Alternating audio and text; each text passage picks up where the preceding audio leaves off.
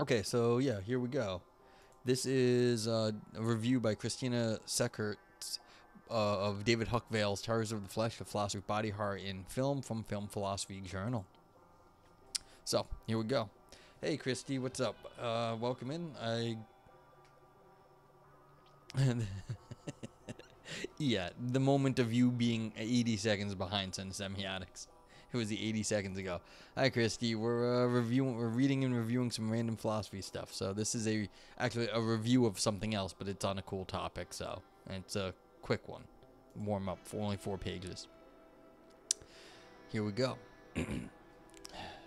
How about both semiotics? In Terrors of the Flesh, the philosophy of body horror in film, David Huckval traces the body horror in cinema back to the writings of Marquis de Sade, who states that a human takes pleasure and suffers pain only by means of the senses or the organs of the body. You love it. Excellent. Well, welcome in. Hope you, and feel free to ask questions, like anyone. Feel free to ask questions as we go. It's my first time reading it, too. Yeah, Marquis de Sade was nuts. He, tortured people. So... Such a corporeal philosophy, Huckval continues, strongly anticipates Friedrich Nietzsche, who is eager to have a positive attitude towards life despite its horrors. This book then aims to explore the profound anxieties we have about our own bodies and consequently our very existence. We have the author in chat. I don't think so. We have a Christie, probably not the Christie. I mean, yeah, Christina. I mean, I don't know if Christy is Christy. Could be. It'd be kind of exciting. I don't think I've had any... I've had professional philosophers chat on some of my YouTube videos. Oh, okay. I'll be as nice as I can. Egg juggling biohazards. I need to think of a philosophical theme that pertains to the first Harry Potter film book for your profile. I mean...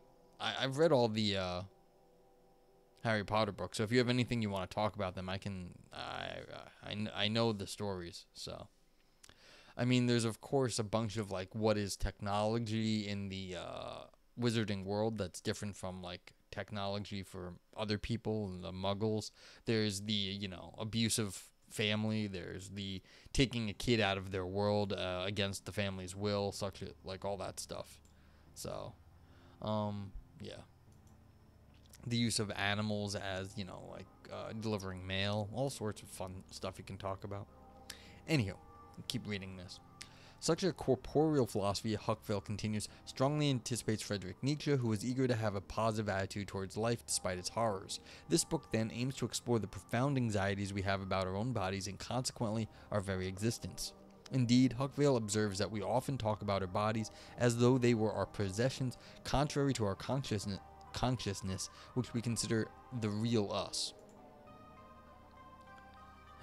Such knee-jerk selective reactions against torturers. Yeah, that is kind of how we do it here. We have knee-jerk reactions against torture in this stream. Sorry, I guess, if that offends you. Of course, a similar relationship can be made within the classical doctrine of dualism, in which mental phenomena are considered distinct and separable from matter. Christie says, some philosophers maybe have their names on Google Alerts. I bet loads have watched your stuff. Yeah, on the YouTube, because I upload all these streams. I chop them up, and so it's just the reviews nowadays. Go up onto the YouTubes, and so I've had people come in that were the actual authors before. I used to actually email all the authors and say, hey, look, I made a review of it, but I've had people come in and talk about it, so they I know some of them do.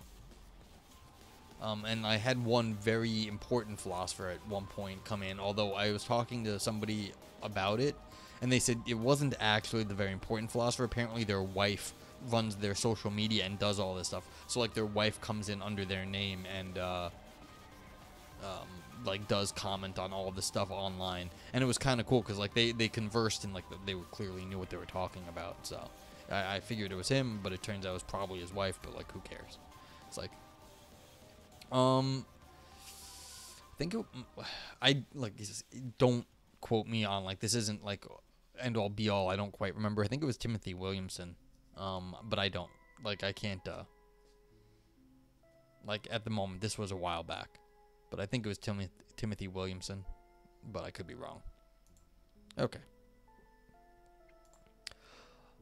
Yeah, and again, and that was hearsay also, that I heard that it was his wife doing it. I don't know that for a fact. It was from someone who has more dealings with him than I do. So, but anyway. Yeah, is consciousness the real us? I don't know. Of course, a similar relationship can be made within the classical doctrine of dualism, which mental phenomena are considered distinct and separable from matter. For René Descartes, a human being is not a framework of limbs called a human body, but a thinking thing, with dualism then being reinforced by the Copernican revolution, whereby bodies were seen as biological organisms that could be studied using various scientific methods, as opposed to mental states, which were subject to philosophical and theological analyses. In Huckval's case, the opposite is done. He connects our body horror with the omnipresent fear of our own mortality and philosophical theories regarding matter and its existence, and claims that the corruptibility of our flesh is one of the most common topics in works of literature and film. I mean, that's fair. You gotta think that people getting hurt is a big thing, like physically hurt, in both literature and film. That, like, it happens constantly. So there's a question, why? Why is that something that's in, like, all of our, you know, crime shows, all sorts of stuff. So, yeah, I don't know. We seem to like stories about this, and this is a question. Okay, using examples from classical literature, with Faust being the ultimate horror of unending physical torment, Huckval draws upon Marie Guillot to argue that what we know best of all is the body, since it is our sole instrument for understanding the world. Various depictions of bodily torment in films serve to illustrate our angst when said instrument malfunctions or is destroyed, as each chapter of Huckval's book engages with various possible scenarios for malfunction and or annihilation. Copulation, generation, digestion, mutilation, infection, mutation, disintegration, extinction, all ways to deform, change, or annihilate the corporeal cage in which a human is imprisoned. And I guess by here they mean the consciousness. This is running off a dualistic theory. So the consciousness is imprisoned in this cage of a body, which is, I guess, one of what they're playing off of here. Yeah. In the first chapter, Huckval analyzes copulation and generation as manifested in both sex and birth, which he considers the place where the horrors of the body begin. One such example in film is the existence of vampires, who are sexually liberating but terrifying and compelling as well, like sex itself. Huckval then argues that the horror of sex has never been quite so powerfully expressed as in Roman Polanski's Repulsion. That's a 1965 film, where the life of a homicidal schizophrenic revolves around sex, which soon becomes equated to death by depicting her protection of a rabbit corpse, a symbol of a fetus that she would never allow herself to bear in her womb. Evolve Yourself, how's it going tonight? Not so bad. I mean, we've had some technical difficulties at the start of stream, but other than that, not so bad. I found this fun little review in film philosophy. So, yeah, but like, hope you're doing well, Evolve Yourself. Anyone who's here should go check out Evolve Yourself TV. He streams philosophy, meditation, chess, so he's kind of got a more holistic approach to things, which is good. So it's like, yeah, he's got the whole, sort of like evolving yourself, be a better human. So you can do like, you know, like chess analyses, analytic philosophy analyses, and also then slow it down. You do some meditation, chakra balancing. It's cool stuff. So yeah, so we're talking about body horror. It's kind of fun. And I know there's people out there in my community that are interested in this stuff. So I was like, just let's do it. Yeah, so she would never allow herself to bear in her womb. Yes, protecting a rabbit corpse. That's interesting. Sex is closely connected to birth, and one of the common topics in film involves babies as demonic intruders. In Polanski's Rosemary's Baby, for example, the demonic background is combined with birthing anxiety and postnatal depression. with the subsequent trend of negatively critiquing children seeming to start with The Omen, which Huckval sees as a reflection of apocalyptic anxieties. Huckval notes that pregnancy was long considered a medical condition that ought to be hidden from public view, and hence it has been avoided in film as well. It's true, you don't see that as much. It's like it should be a... You just don't, they just did not, it seemed like to be shameful, which of course it's not. So it's, but I don't quite know why that was. I mean, that's a historical, sociological question. Okay, while regard to digestion, Huckval states that an underlying disgust with regard to food or a troubling attitude towards eating and digestion is to some extent common to us all. One of the best body horror illustrations is the taboo of cannibalism, which forms the basis of many films such as Soylent Green, The Silence of the Lambs, and Hannibal. Well, I mean, that's not fair. Hannibal and Silence of the Lambs are the same crap. It's all Hannibal Lecter. On the other hand, Eraserhead leads us to the subject of human waste in general and that taboo of excrement, with Huckval also analyzing the Human Centipede films. Yeah, this is one of these, don't look it up if you don't want to be kind of grossed out. The Human Centipede things, I've luckily been on the internet long enough that very little grosses me out, but like I heard what this was, I was like, oh, that's just lovely. Okay, the Human Centipede films, stating that if we are so disgusted by what we generate and carry about within us before evacuating our bowels, then we are fundamentally disgusted by ourselves.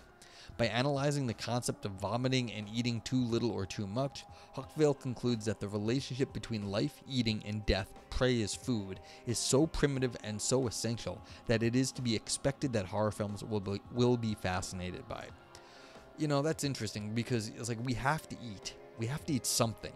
And the question is, how do we go about eating? Like we're, you know, taking things into our bodies and changing it into our life. And so this sort of like metamorphosis of food into our life is, you know, it's an unknown.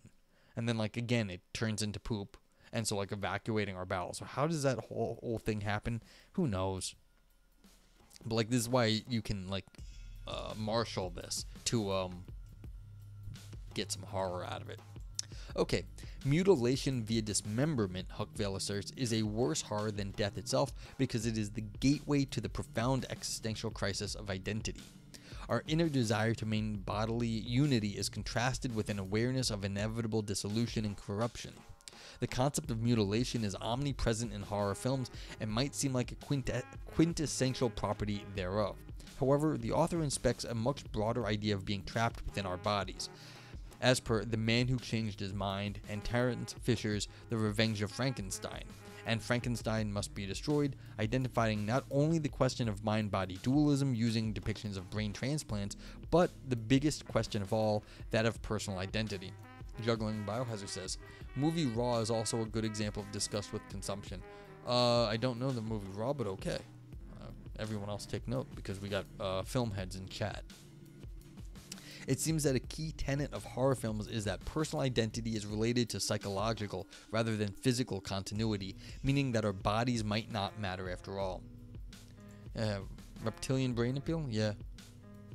Well, that's the question. What is the horror getting at? Is like, what about us? And it's seeming like, how do we separate the mind from the body in different ways? Because like we've got sustenance and eating and death. We've got like a new body, like you have a kid, you're creating a different mind. So it's like different ways the body separates from the mind. And it's like, how can you like pull them apart yet again in a new way?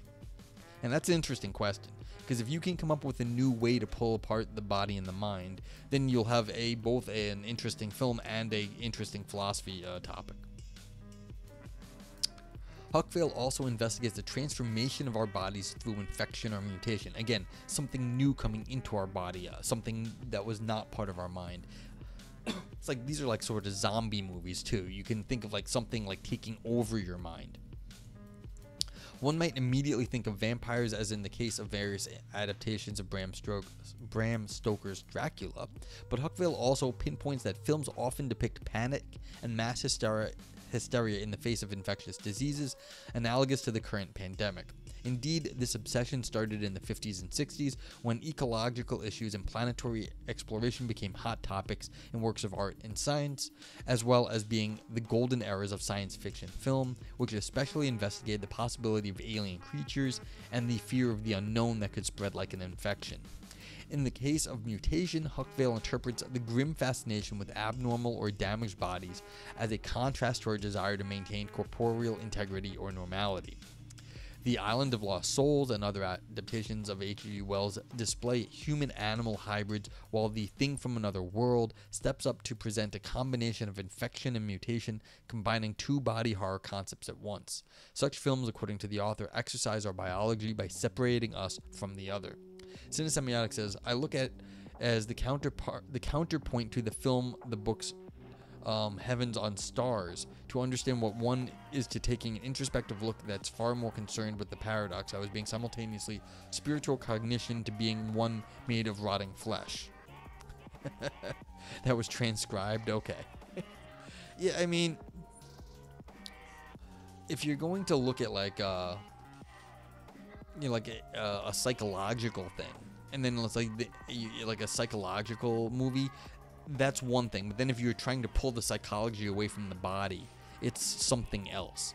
And so I think that's really what we're getting at here. It's like, how do you get separated from the other? Separating us from the other is mutilation and infection. It's like you've become something different, or mutation and infection. So it's like whatever you thought you were, you've no longer become, because well, it's not, I don't know about dehumanizing, it's like rehumanizing you in a different way. But if you're taking the dualistic view, as the author claims is at work here, then the real person is your consciousness. And then you can, the different ways they manipulate the body is what is how this happens. So you're not dehumanizing because you've always got your consciousness, but you can fuck with the body in any number of ways. And so it's like you're rehumanizing, you're making something else out of the human. So I don't know if it's dehumanizing, but it's sort of like changing you from whatever you were. Yeah. The major recurring, yeah, I'm sorry, Cinesemiox, if I did not get your comment right. I'm not entirely sure what that is. Yeah, the major recurring theme is, of course, the fear of death in many horror films and in physical disintegration. However, Huckval expands his analysis to include psychological illness as a way of being cut off from reality and or disintegrating mentally, as per Milos Forman's One Flew Over the Cuckoo's Nest and Werner Herzog's, I can't read German, Jeder für sich und Gott gegen alle, The Enigma of Caspar Hauser. Arthur Schopenhauer considers death as the true result and purpose of life, and Huckval connects this argument with Sigmund Freud's idea of a deep subconscious drive towards a certain kind of nirvana.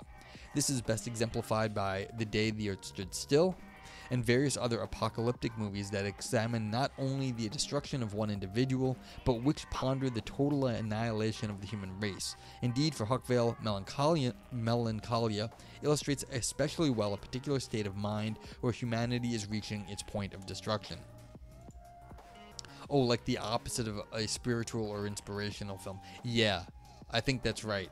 These spiritual or inspirational things are trying to like make holisms out of things, like you're supposed to rise up your mind and body, and this is completely I think that's on point right there.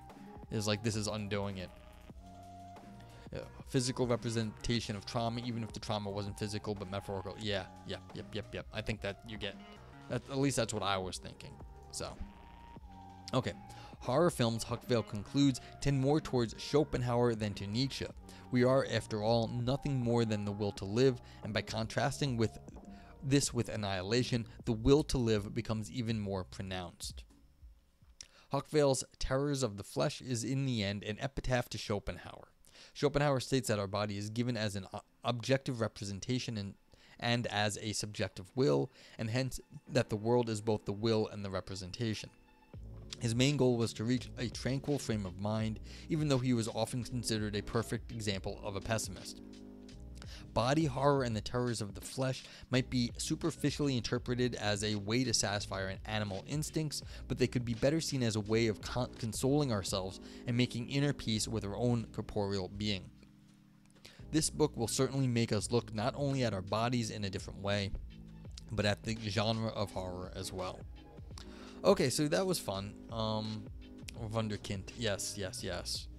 Yeah, I mean, this was called by people in chat earlier.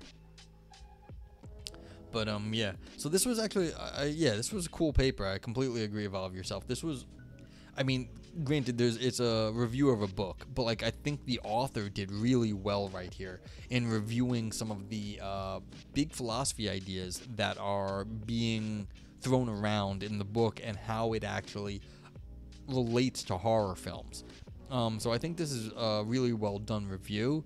The book, of course, The Terrors of the Flesh, The Philosophy of Body Horror in Film, is might be an interesting thing for anyone who's interested in it, like the horror fans out there. I know we have some of them in the audience and the film fans.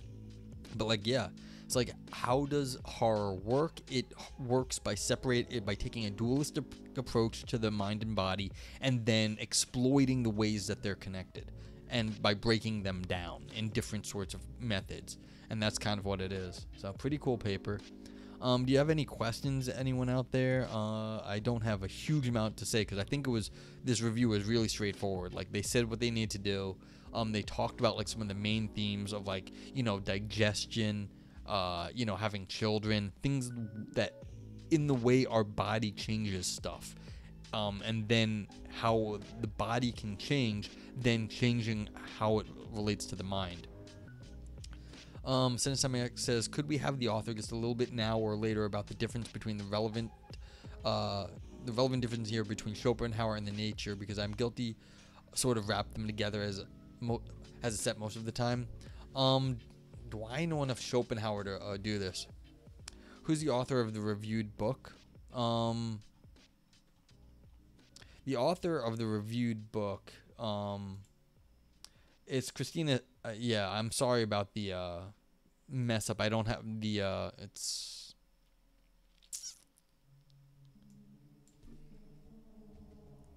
apologize. I should have fixed that earlier.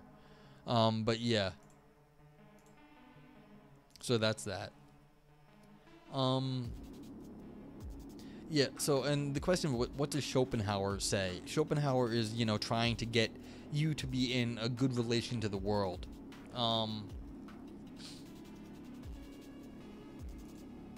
Yeah, I agree, juggling biohazards. This is a great article to read for those who are interested in people who are into horror by breaking up the human elements represented in movies. Yeah, so I think this is like, I mean, the book, of course, is for people who are much more interested in the topic, but even this review, you get a good sense of it.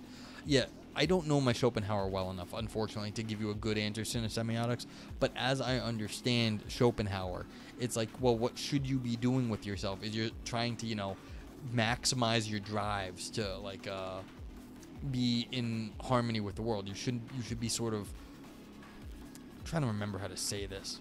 I did know at some point.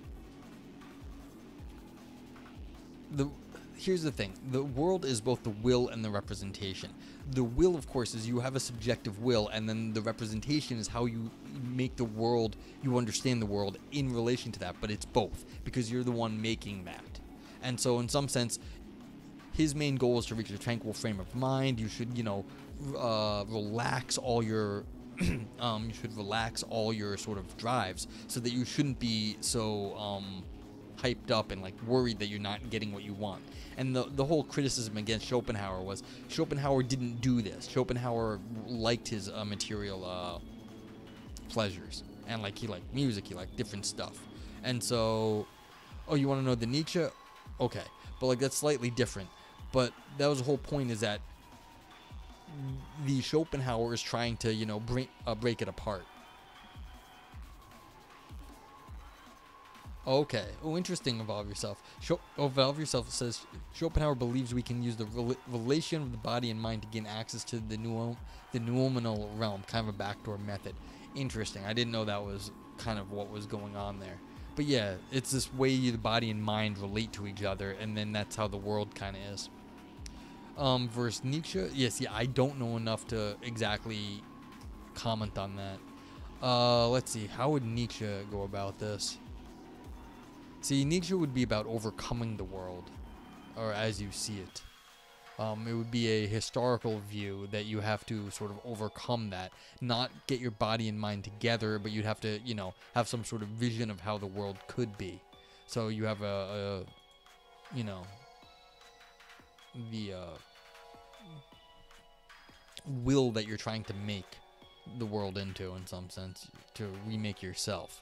But that's not a way of reaching a tranquil frame of mind. That's a completely non-tranquil frame of mind. It's like an overcoming frame of mind. So yeah, I apologize for my lack of Schopenhauerian background.